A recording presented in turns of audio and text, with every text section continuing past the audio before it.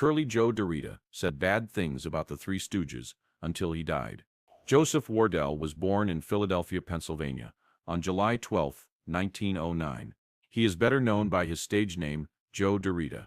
Derita was introduced to the world of show business from a very young age because his parents were vaudeville performers.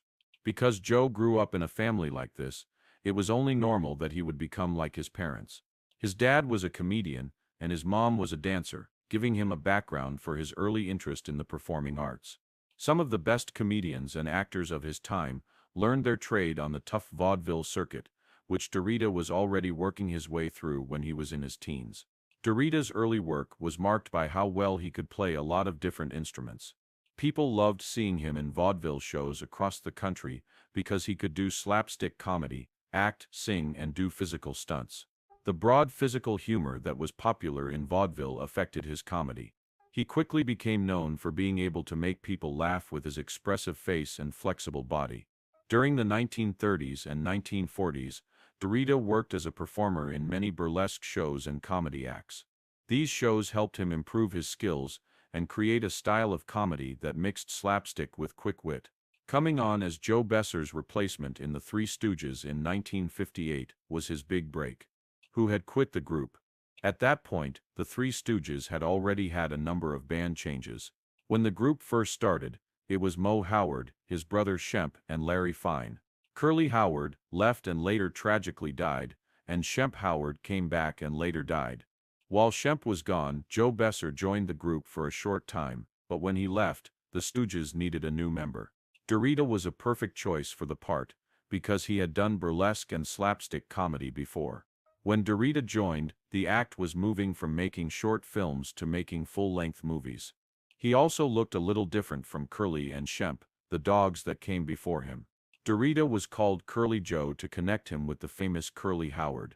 He looked rounder and friendlier, and he often seemed like a kinder version of the original Curly.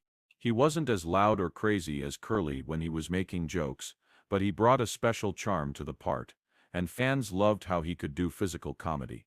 He easily fit into the dynamic of the Three Stooges, striking the right balance between Moe's tough leader image and Larry's silly and sometimes confused personality. People often judged Derita's addition to the Stooges by how well their movies did, which introduced them to a new generation of fans. Fans loved movies like The Three Stooges Meet Hercules, 1962, and The Outlaws Is Coming, 1965, which showed that the Stooges with Derita as a member could still hold people's attention. When Derita joined the team, it helped the Stooges last well into the 1960s. His work was a big part of keeping the style of slapstick comedy alive at a time when many people thought it might die out. Joe Derita, better known as Curly Joe, was the last member of the Three Stooges.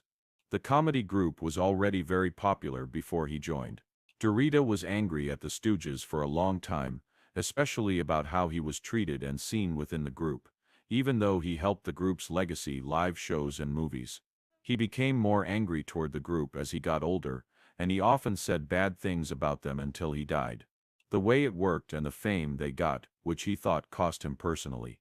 Joe Derita joined the Three Stooges in 1958, after Joe Besser quit.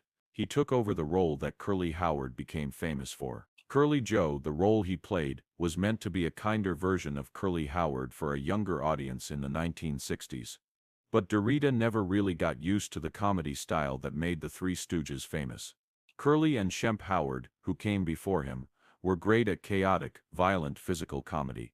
Derita, on the other hand, was more reserved, and his act lacked the spontaneity and wildness that fans of the earlier Stooges had come to expect. When compared to the group's wild humor, his style of comedy was more under control. This made Derita feel alone and frustrated right from the start. Fans still looked up to Curly Howard and often felt like he was overwhelmed by his fame. Stooges fans didn't connect as strongly with Derita's more conservative slapstick acts, which may have made him dislike the group even more. As the years went by, Derita's anger grew because he wasn't getting as much attention as the original members. However, even though Derita was a big part of the Three Stooges' rise to fame in the 1960s, he never thought he was given enough credit, even though movies like The Three Stooges in Orbit and The Outlaws Is Coming brought him new fans. People still mostly thought of the original Stooges lineup, especially the Howard brothers Moe, Shemp, Curly, and Larry Fine, even though Derita started to be a regular part of the later movies and live shows. Derita often talked about how upset she was that even though he made important contributions to the Stooges' later work, he was always overshadowed by the other members. His anger grew because many fans never saw him as a real Three Stooges member. They saw him as Curly Howard's replacement rather than an important part of the group. Derita also didn't have much creative power over his part. He often disagreed with how the Three Stooges movies and shows were directed because he thought he could add more if given the chance. But by the time Derita joined, Moe Howard was already the group's real boss and was in charge of most of the creative process. As the newest member, Derita didn't have much of an impact on how the comedy turned out or how it was changed to fit his skills. Derita felt like an outsider because of this power relationship, even though she was an important part of the Stooges' comeback. The fact that he didn't have much control over his job made him feel even more disappointed and liked. Derita was angry about more than just how his friends saw him. It included his connections with the original Stooges, who were still alive, especially Moe Howard and Larry Fine. Along with being smart and sometimes bossy, Moe was known for being the group's leader both on and off screen. Moe often made Derita feel like he was below him instead of an equal member of the humor trio. He thought Moe and Larry saw him as someone to take Curly's place. He never really felt like a full-fledged Stooges, and no one really liked him. Behind the scenes, this made things tense, and Derita often complained about how Moe ran the group and how decisions were made without his input.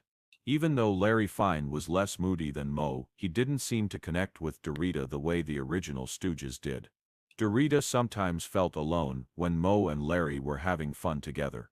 A friendship formed by years of working together. Because he felt left out, Derita thought that he was always seen as an outsider, someone who was brought in to fill a role but never fully accepted as part of the Stooges' inner group. Financial problems were another big reason why Derita became more and more angry. Like many artists of his time, Derita thought he wasn't getting paid enough for his part in making the later Stooges movies and shows successful. Even though the group had a lot of success again in the 1960s, playing to packed houses and putting out movies, Derita felt that he wasn't getting his fair share of the income. He often said that he felt cheated by the way the money was handled, especially since Moe, as the group's leader, kept most of the money. Derita's complaints about money made things worse between him and Moe, making their anger stronger and lasting for the rest of his life. Along with these disagreements about money, people were getting more and more angry about how the Stooges' reputation was being handled in the years after they were at the top of their game. When people wrote about the Stooges' past, Derita thought that his efforts were always undervalued. He was often upset that he wasn't given the same credit as Moe, Larry, Curly, or Shemp. This feeling of being pushed to the edges, both artistically and financially, Derita held a grudge against him that he would never let go of until he died. It became more public that Derita didn't like the Three Stooges as he got bigger. He wasn't afraid to criticize his time with the group in interviews, and he often said he didn't like how he was treated or what part he played in the Stooges' legacy. He often played down his role in the group, making it seem like he was just a hired hand and not an important creative player. His statements showed that he was very angry, not only at the Stooges but also at the idea that he was just riding on the coattails of the original members.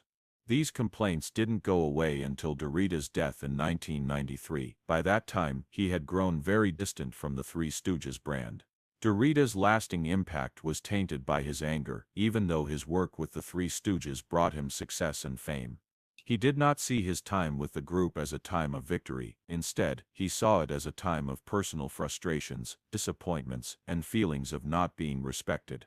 Even though fans continued to praise the Stooges' comic genius, Derita remained a grumpy character who often complained about how his co-stars and the public treated him. The complicated connection between Joe Derita and the Three Stooges shows how often things go badly behind the scenes of even the most popular entertainment acts. There are many fans who remember the Three Stooges with fondness, but Derita's anger shows that even in comedic partnerships, where things go well, there can be personal sacrifices and unresolved problems. When it comes to his daily life, off stage, Derita was known to be a quiet, humble guy. In real life, Joe Derita was more quiet and thoughtful than the boisterous character he played on TV. He was married twice, and everyone who knew him said he loved his family very much. Even though she was famous for being one of the Stooges, Derita liked living a quiet life. He didn't like being the center of attention when he wasn't working, and his co-stars often said nice things about how calm and professional he was. As the last member of the original Three Stooges group still alive, Joe Derita spent his later years trying to keep the Stooges' memory alive.